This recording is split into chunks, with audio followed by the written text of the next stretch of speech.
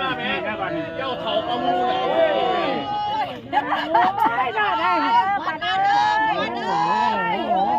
คือ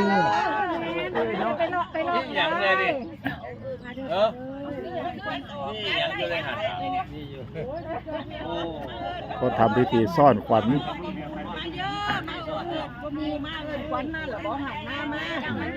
เอาผู้ใดร่มอยู่ใส่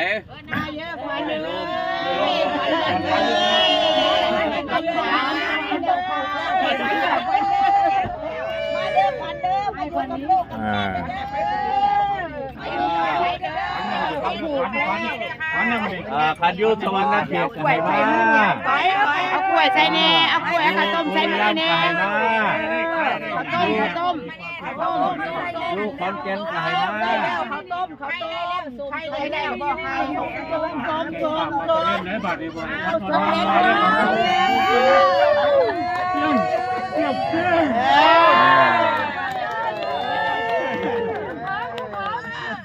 ต่อไป